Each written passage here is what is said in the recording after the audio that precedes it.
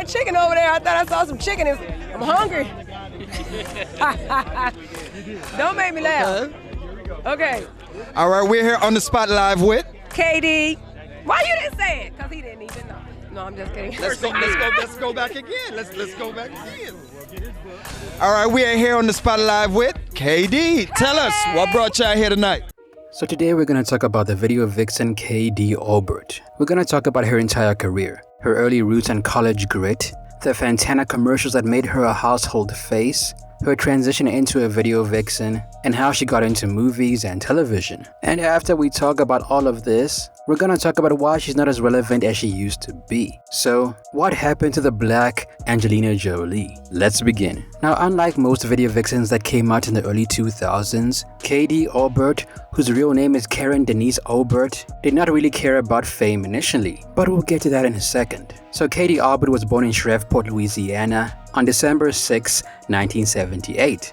She describes herself as a African American with a dash of Creole, proving that she embraces her exotic look. Now, Louisiana is just the beginning point. She ends up growing up between Riverside and Los Angeles, California. That mix right there, southern roots with West Coast energy. It helps her embrace different cultures and who she is as a person. Now, before Hollywood, before modeling, before the music videos, she was on the field, literally. She went to San Diego State University and played for the Aztec softball team. So while other people were dreaming about red carpets, she was practicing line drives and running drills. So in the late 90s, KD was working a regular job and she was just trying to make ends meet. She's working behind the makeup counter at Macy's. Nothing glamorous, no auditions, no Hollywood parties. And then, out of nowhere, a modeling scout walks by and says, I like what I see and I think you have what it takes to become a model. And from that moment on,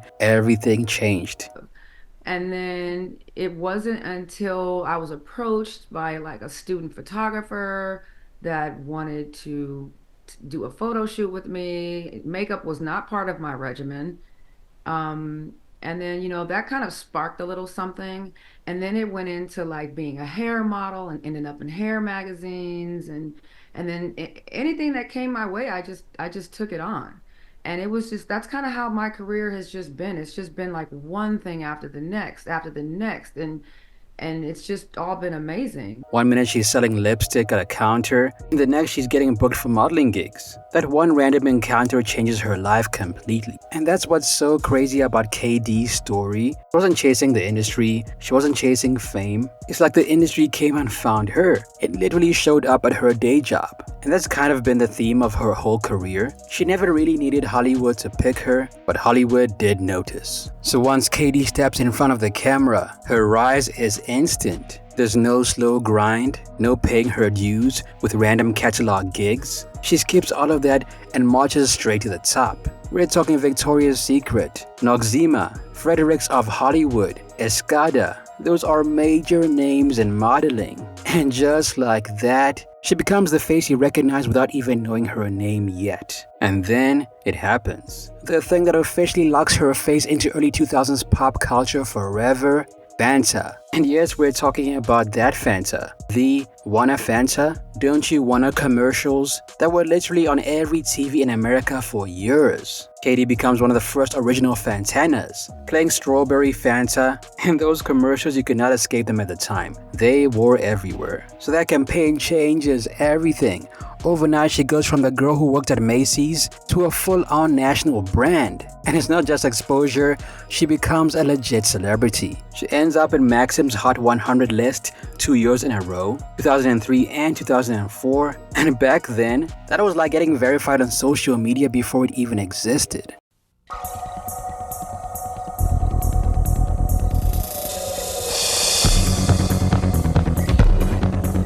So after KD takes over the commercial world, I'm talking Victoria's Secret, Fanta, and all that, she doesn't just stop there. She takes that momentum and walks straight into the music industry. And this is where things really began to shift. By now we're in the early 2000s, the era of music videos actually mattering. And back then, being in a big video was not just a gig, it was status. That's how you knew who was really popular. And KD, it becomes one of the most recognizable faces of that entire video vixen wave.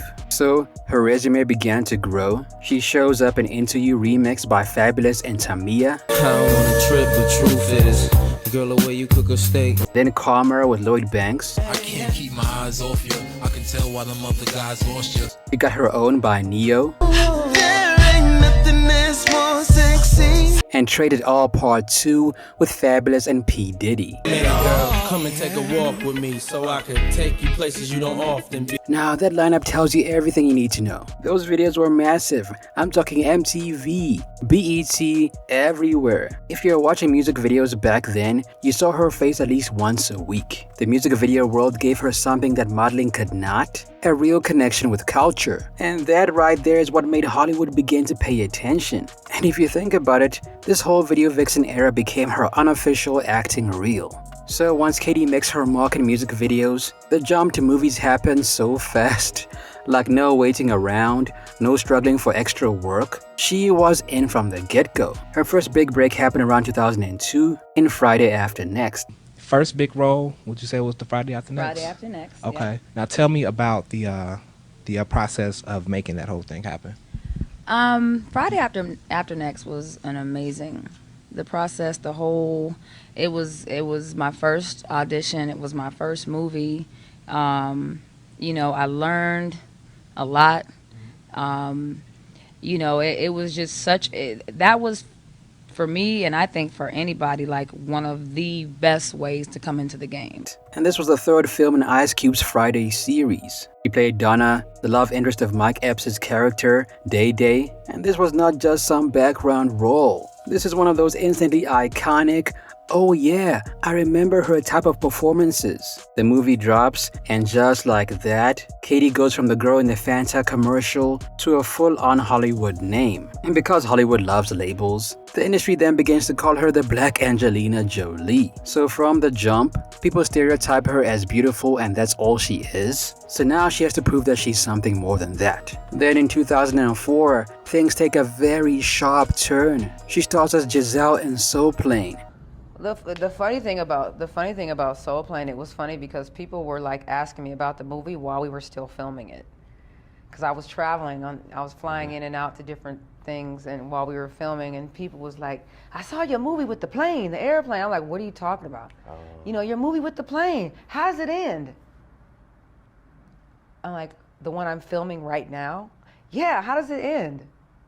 Because I got it all the way up until, I'm like, are you joking? Soul Plane, well, it turns out to be a really big movie that people still talk about today. Some call it funny, others call it a walking stereotype. Either way, it's very controversial, and KD, well, she's right in the middle of it and it boosts her credibility. In fact, when people watch the movie, they're going, who is that? Is that the girl from Friday? And she becomes even more famous than ever. Now, while everyone was talking about Soul Plane, KD was already branching out. She stars in the action comedy Hollywood Homicide, and then she jumps straight into a horror flick with Frankenfish in 2005. And the thing is, Hollywood kept pushing her into the romantic lead or comedy love interest zone. But KD was going, look, I'm going to play the long game, and one day I'll be able to do whatever I want to do. Mm-hmm. Were you ever afraid to get typecast because you were playing like the girl next door, the pretty girl next door? It wasn't even a thing until I heard other people talk about it. Like, are you tired of being the pretty girl? Are you tired? And I was like, oh, I am? Oh, that's it? Oh, y'all think that's all I got? Oh. And the thing is, they don't know me in real life. Mm-hmm. So it's like if you knew me in real life and you see these characters that I play, it's like people that know me or whatever, they're like, girl, your ass be acting. But here's where things go left. So for everyone who watched KD's rise, from the Fantana commercials to Friday After Next, it honestly felt like she just disappeared. One minute she was everywhere and the next, nothing. No big studio movies, no huge red carpet appearances. And people were like, wait, what happened to KD Albert? Where did she go? Now the truth is, according to her, she walked away and did not fall off. Right? According to Katie herself, that so-called disappearance was completely intentional. She wasn't getting blacklisted, she wasn't out of work, she was rejecting the whole Hollywood game. And we're talking about the politics, the fake friendships, the favors behind the scenes, and the social chess match. And if you know anything about Hollywood, you know that stepping away is a very big deal. Because out there, it's just not about talent, it's about who you know, which parties you show up to, and which people you pretend to like in order to stay booked. So Katie was going, I don't want to play this game. She focused on the work, and because of that, she basically took herself out of the Hollywood loop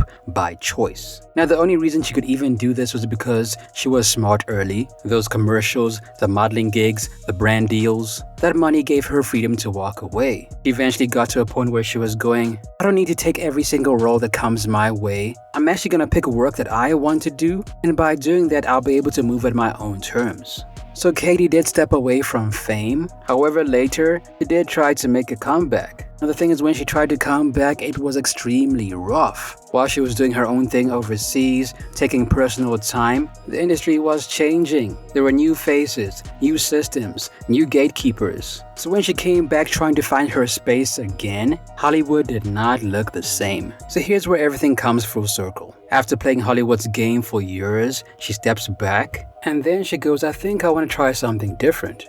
So she rebrands, changing her name from Karen Denise Arbert to KD Rose. And quickly after this, she goes, I think I want to try my hand at music. Now, instead of just dropping songs and hoping for a record deal, she goes, nah, I'm gonna build my own. So she begins her own record label, one called Roseland. And under Roseland, she takes her time, no rush, no pressure, and from around 2014 to 2021, she drops a huge amount of tracks. She drops What If in 2014, Falling in 2015, Spirit of Love in 2016, and the list goes on.